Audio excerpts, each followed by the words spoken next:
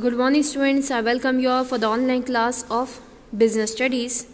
Today, after a long holidays, we will be going to start, and after the examination also, this is our first online class. So, this class we will be going to start our new chapter, that is International Business, the last chapter of our Business Studies and Term 2 portion. Let us have this chapter, and again I will be proceeding with the chapter number 7, Sources of Business Capital. So let us proceed with the international business, students. What do you mean by international business, students? International business is that business which is done between two different countries of the world. When they want to trade, that business is known as international business. And different way, if you want to know, when the trade means buying and selling of goods and services is done beyond the geographical limit of a country, beyond the boundaries of the country, it is known as international business. Let us proceed with this chapter, international business, students.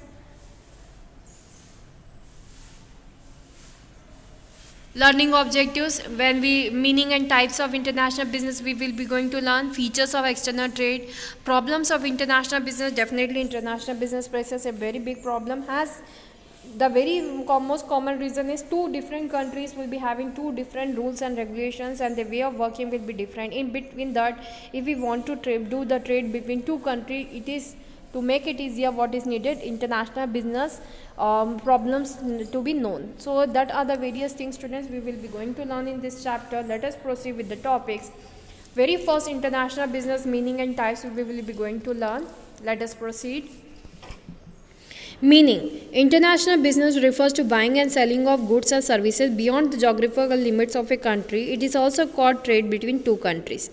External trade is of three types. Very first, export, import and entry-port. Export, when we go, student, it is that trade when our country surplus products we are having and it is demanded in outer side country, we sell off to the outer side country. It is known as export. Same way, the import is different. Import means when our country lacks something, it is the need of our country and it is not produced in our country, we just purchase it from foreign countries. It is known as import of the goods. Entry-port means re-export. What do you mean by re-export? As you know, students, it refers to import of goods not for consumption in home country but for exporting them to another country. That is known as entry-port. Now we will proceed with the nature of external trade, international business. Very first nature says it involves two countries. Second, it says payment is foreign currency. There are the two nature of external trade. Very first, involvement of two countries. It shows that, see here, students, two countries are needed for doing international business. One will be the domestic country where the goods will be produced or purchased, and the second country will be the foreign country. So involvement of two countries are needed. So international business, minimum two countries are involved. Buying and selling across the borders of the country can also be termed as external trade. Payment in foreign currency, when we have learned, payment in foreign currency says each country has its own currency. Payment for imported goods is made in foreign currency and payment for export is also received in foreign currency. Next is problems of international business, students. When we go with the problems of international business, very first, legal procedure. Import or export of goods involves a lengthy and complicated procedure. Why lengthy and complicated procedure? Because as I already introduced, it is done between two different countries. So where we involve two different countries, the two different countries government will be differ, their rules and regulation will be different. But for international business, we must have some common. So that is the main problem of international business, that legal procedures are complicated in international business and too much it is. So prior permission of the government has to be obtained before exporting or importing goods or services.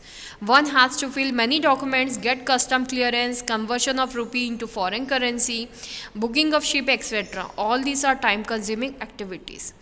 Restrictions point of view, when we see, student, the international business is not as free as internal trade. In case of several items, export or import license has to be obtained. Many restrictions are imposed by the government on export or import of certain items. High risk. Definitely everyone understands when we are doing trade from one country, as in our own country when we do online trade and purchasing, we know there are so many risks. When we make, if we make the payment, whether we will get the quality product or not, we will be getting the goods on the time, it will be delivered to our place, that so many risks are there. So in Indian business, in domestic business, but when we say international business, will be having more risk as compared to internal trade. So there is very high risk. The risk involved in international business is much higher than in internal trade. Due to long distances, there is risk of damage of goods in transit. There is also the risk of fluctuation in currency conversion rate. The exporter must take marine insurance policy before sending the goods through ships. Different languages. Different languages are spoken and written in different countries. Traders must appoint someone who can read and understand the foreign language to read the price list, terms and conditions of trade, etc. Arrangement of foreign currency. Student, for making payment of import, importer has to arrange foreign currency, which involves lengthy procedure. So arrangement of foreign currency is must, student, for doing international business. So difference between internal trade and external trade, international business are as follows.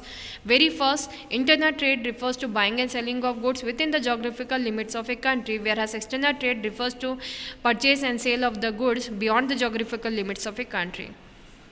Countries, when we talk internal trade, only one country is involved, that is a home country. External trade, minimum 2 countries are needed involved. One is home country and one is a foreign country. Second, risk. The less degree of risk is involved in the internal trade, whereas high degree of risk is involved in external trade. Currency used. Payments are made and received in home currency in the internal trade, whereas payment are made and received in foreign currency only. Procedure involved. No long procedures or formalities has to be completed before starting in the internal trade, whereas long procedure and many formalities have to be completed before starting. Mode of payment. Payments are made by cash or check, whereas payments are made through bill of exchange or through banks. Legal rules and regulations. When we talk national law, rules and regulations are applicable, whereas international rules and regulations are applicable in international business. Mode of transport. When we talk, it use road railway mode of transport, whereas international business it use sea route transport and air transport. Rail routes are not used. Cost involves operating cost of internal trade is lower, whereas operating cost of external trade is higher due to involvement of long distance. Effect on foreign exchange. When we see internal trade has no effect on foreign reserves of a country, whereas external trade has direct impact on the foreign reserves of a country. Let us have why we required international business. What are the reasons? One by one we will be going through the reasons for international business. Definitely student, there are some reasons which makes international business has to be done. The very first international business has to be done. The reason is the countries cannot produce equally well or cheaply all that they need. There is unequal distribution of natural resources among different countries. Availability of different factors of production such as land, labor, capital and raw materials differ among different nations. Difference in labor, productivity and production costs due to socio-economic, geographical and political reasons. There is not even a single country which is in a better position to produce better quality products at lower cost. That is another reason for having international business. As a result, each country finds it advantageous to produce those selected goods or services that it can produce more effectively and efficiently and procuring rest through or trade with other countries, which the other countries can produce at the lower cost. This is the main reason why countries trade with each other and engage in international business. So that is the reasons why one must have the international business. Any doubt to you people, you can ask to me through the WhatsApp. And for the online and offline students are learning directly, so they will be asking in the classes. International business, next topic versus domestic business. This also I had introduced to you. This is just a revision class student, because as after long time if we start a new chapter it is difficult. So I am starting from the beginning of the chapter and slowly I will proceed to the topic which I have to start from this time. As if I will be taking the new topic of the chapter which had been broken because of this big gap of leave. it will be difficult for student to understand. So because of that, I am taking the chapter from the very beginning, international business. I also know this chapter has been already taken in the previous classes, but it was half. So I am taking it fully from this beginning. Let us proceed. The reasons, let us have the points why international business versus domestic business. When we say nationality of buyer and seller, in internal business it is same, but in international business it differs because two countries are involved. Nationality of other stakeholders in the internal trade, the shareholders are of the same country, so their nationality is same. Whereas international business, the shareholders are of the foreign country as well as of our country, so their nationality differs of the shareholders. Mobility of factors of production, it is very easy for the internal business mobility, moving of factors of production from one place to another, but in foreign currency it is difficult. Okay, it is difficult for factors of production. Customer heterogeneity across markets, when we learn student, due to socio-cultural differences, background differ in their taste, fashion and language, etc. There is a lot of variation in the demand pattern. For example, Indian people use right hand driven car, whereas American people drive left hand fitted steering, brakes, etc. So there is heterogeneity of the product in international market, but in internal business, when we make, it is homogeneous product. The car example is the best. Difference in business system and practices, definitely student, in internal system, internal trade, business system and practices are same. It is same for all the businessmen existing in our country, but when we talk international business, the way of doing business differ from country to country and the practices are also different. Political system and risk factor, when we learn student, political factors such as type of government, political ideology, etc. have great impact on business operations. Firms dealing with intern trade will need to make special efforts to understand the political environment of importer or exporter country also. Business regulations and policies, when we have learned today, each country has its own set of laws and regulations. Tariff and taxation policy differ from a nation to nation. Most of the time there is some kind of discrimination against foreign products, services and capital. Currency used in business transaction, when we see, another difference between the domestic and international business is, in Indian business or internal trade we are using the home currency, that is rupees, but in international business definitely the currency differs. So this was for today's class student. We have learned so many points related to the international business as well as domestic business. Benefits to nation also we have completed, that is benefits of international business to nation is that earning of foreign exchange, more efficient use of resources can be done, as the resources which is surplus in our country can be exported to the foreign country, and that's resources which we are lacking in our country can be imported from foreign currency. In that way we can balance the use of resources and can also make best and optimum utilization of resources. Resources will not be wasted.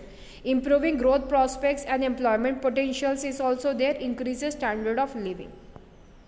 Benefits to firms, when we see, there are prospects for higher profit for the Indian business, as they will get the easy employment of the multinational companies, rules and regulations.